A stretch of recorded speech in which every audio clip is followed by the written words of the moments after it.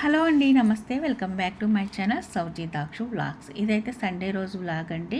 అంటే Sunday evening అయితే ఒక మ్యారేజ్ ఉంది. అంటే నైట్ మ్యారేజ్ అండి. అదైతే ఇంకా పెళ్ళికైతే మేము వచ్చేసాము.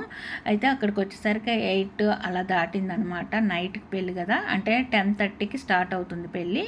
అయితే ఇక్కడ ఏంటంటే పెళ్ళికి ముందు పెళ్లి కూతురు పెళ్లి కొడుకుతో చేయాల్సిన కొన్ని తంతులు ఉంటాయి కదా, అవైతే అయ్యగారు జరిపిస్తున్నారు. అయితే 10:30కి మ్యారేజ్ అంటే చాలా కష్టమైపోతుంది. ఓల్డ్ ఏజ్ వాళ్ళు, అలాగే పిల్లలతో వచ్చిన వాళ్ళు, దూరం నుంచి వచ్చిన వాళ్ళు పెళ్ళి చూడటానికైతే అంత మిడ్ నైట్ వరకు ఉండలేరు. 10:30 స్టార్ట్ అవుతుంది అంటే అట్లీస్ట్ 11:30, 12 కూడా అవుతుంది అనమాట మ్యారేజ్ అయ్యేసరికి. ఇంకా దగ్గర బంధువులు ఉంటారు కదా, వాళ్ళైతే కంపల్సరీగా ఉండాల్సి ఉంటుంది. అయితే ఇంకా 8కి అయితే డిన్నర్ స్టార్ట్ అయిందనమాట. సో మేము 9కి అలా వెళ్ళొచ్చులే డిన్నర్కి అని చెప్పేసి కొంచెంసేపు ఫంక్షన్ హాల్లో కూర్చున్నాము. అయితే ఇక్కడికి వచ్చిన అతిథులందరూ కూడా స్టేజ్ మీద ఉన్న పెళ్ళికొడుకు పెళ్ళికూతుర్ని ఆశీర్వదించడానికి అయితే వెళ్తున్నారు. సో మేము కూడా కొంచెం సేపు కూర్చొని ఆ తర్వాత అక్షింతలు వేయొచ్చులే, ఆ తర్వాత మళ్ళీ డిన్నర్ చేసేయచ్చులే అనుకున్నాము. వెయిట్ చేస్తున్నాం అనమాట. ఎందుకంటే ఎక్కువ జనాలు ఉన్నారు, కనిపిస్తున్నారు కదండి, మీరు చూస్తున్నారు కదా. ఆల్రెడీ క్యూ లైన్ అయితే ఉందండి. మళ్ళీ మేము కూడా వాళ్ళ వెనక నిలబడిపోయి చాలా టైం వేస్ట్ అవుతూ ఉంటుంది, పిల్లలతో కొంచెం ఇబ్బందిగా ఉంటుందని చెప్పేసి కొంచెం హడావుడి తగ్గిన తర్వాత అక్షింతలు వేయచ్చులే అని చెప్పి కొంచెంసేపు వెయిట్ చేస్తున్నాం అనమాట. ఈ సండే వ్లాగ్లోనే సాటర్డే ఈవినింగ్ వ్లాగ్ కూడా కంటిన్యూ చేస్తున్నానండి. ఇది వచ్చేసి ఏంటంటే సాటర్డే ఈవినింగ్ అనమాట. మా పిల్లలు ఇంకా స్కూల్ నుంచి రాలేదు, ఒక హాఫ్ అన్ అవర్ అయితే వస్తారు. వాళ్ళు వచ్చేసరికి ఇలా స్వీట్ కార్న్ అయితే తీసుకొచ్చారనమాట మా హస్బెండ్. వీటిని బాయిల్ చేసి ఉంచేస్తే వాళ్ళు వచ్చి తినడానికి వీలుగా ఉంటుంది కదా, లేట్ అవ్వకుండా ఉంటుంది. అన్నీ ఫాస్ట్గా ఉంటేనే కదండి వాళ్ళు వచ్చి చక్కగా ఫ్రెష్ అప్ అయ్యి ఏదైనా తినాలి అనుకుంటే స్నాక్స్ తినేసి చక్కగా హోంవర్క్ రాసేసుకుంటూ ఉంటారనమాట. ఎందుకంటే ఇద్దరు పిల్లల్ని మెయింటైన్ చేయడం కొంచెం కష్టంగానే ఉంటుంది. మధ్యలో వాళ్ళ గోల అల్లరి కొట్టుకోవటం అబ్బా మామూలుగా ఉండదండి. సో ఒక్కళ్ళు ఉంటే అంత మాట్లాడటం అనేది ఉండదు. ఇద్దరు ఉన్నప్పుడు కంపల్సరిగా మాటలు ఎక్కువగా వస్తూ ఉంటాయి అన్నమాట.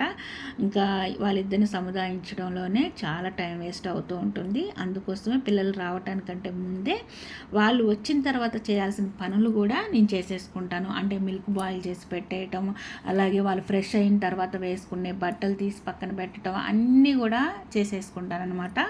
సో ఇలా ఎంతమంది ఉంటారో నాకు తెలియదండి.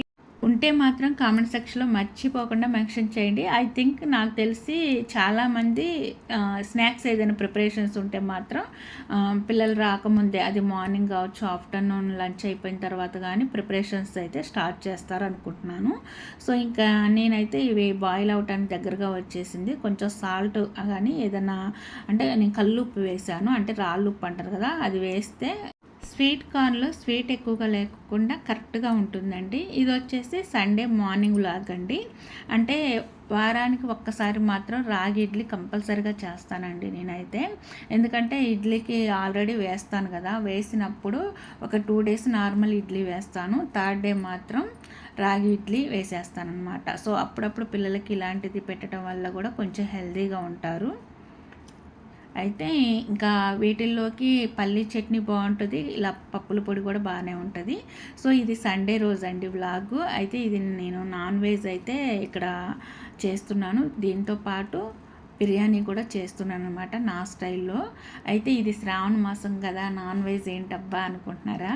అయితే నేను ప్రతి సంవత్సరం శ్రావణ మాసం కార్తీక మాసంలో అస్సలు నాన్ వెజ్ అస్సలు ముట్టనండి. కానీ ఈ సంవత్సరం మాకు పూజలు లేవన్నమాట. మా తాతయ్య గారు చనిపోవటం వల్ల ఈ సంవత్సరం మొత్తం కూడా ఏ పూజ చేయడానికి వీల్లేదు, జస్ట్ నార్మల్గా దండం పెట్టుకోవడమే అనమాట. అందుకోసమే ఇంకా ఇంటికైతే చుట్టాలు వచ్చారు. ఇంకా చికెన్ బిర్యానీ చేద్దామని చెప్పేసి చేస్తున్నాను. అందుకోసం కొంచెం ఎక్కువగా కూడా తెప్పించాను చికెన్. ఇంత చికెన్ నేను తెప్పించడం అనేది మీరు ఎప్పుడు నా ఛానల్లో చూసుండరు, చాలా తక్కువ ఉంటుంది అనమాట. సో ఈ చుట్టాలు వచ్చారు కాబట్టి కొంచెం ఎక్కువ తెప్పించాను. అయితే నా స్టైల్లో నేను చేస్తున్నానండి, మీరు ఎలా చేస్తారు అనేది మీకు తెలుస్తుంది కదా. సో ఎవరైనా సరే ఫస్ట్ టైం చికెన్ వండే వాళ్ళు, అసలు చికెన్ వండటమే రాని వాళ్ళైతే ఇది మాత్రం చూడండి, చాలా సింపుల్ పద్ధతి అనమాట. సో ఇంకా ఒక పక్క చికెన్ బాయిల్ అవుతూ ఉంది, దగ్గరకు వచ్చేసింది. ఈలోపు నేను బిర్యానీకి కావాల్సిన అన్నీ కూడా తీసి పక్కన పెట్టేసుకున్నాను. ఉల్లిపాయ, టమాటా, క్యారెట్, కొత్తిమీర అన్నీ కూడా కట్ చేసి పక్కన పెట్టేసుకున్నాను.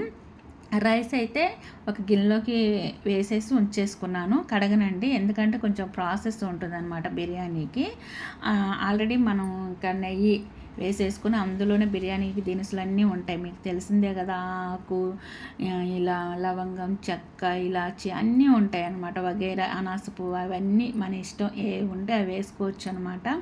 అన్నీ వేసేసుకుని అల్లం వెల్లుల్లి పేస్టు, ఇలా గసగసాల పేస్ట్ కూడా వేసుకోవచ్చు. అంటే గసగసాలు కొబ్బరి పేస్ట్ కూడా వేసేసుకోవచ్చు అనమాట.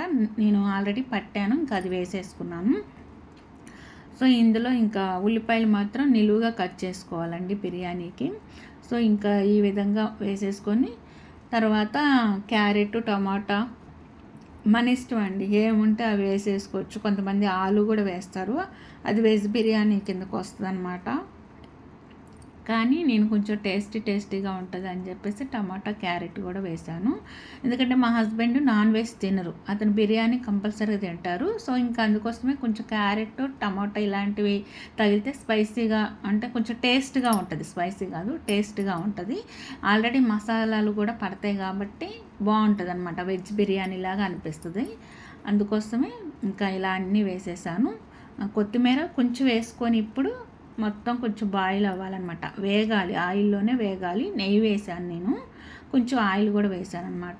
ఒక పక్క చికెన్ అయితే చూసారు కదా లాస్ట్కి వచ్చేసింది. ఇంకా గరం మసాలా పౌడర్ వేసేసుకొని కొంచెం చిక్కబడిద్ది అనమాట.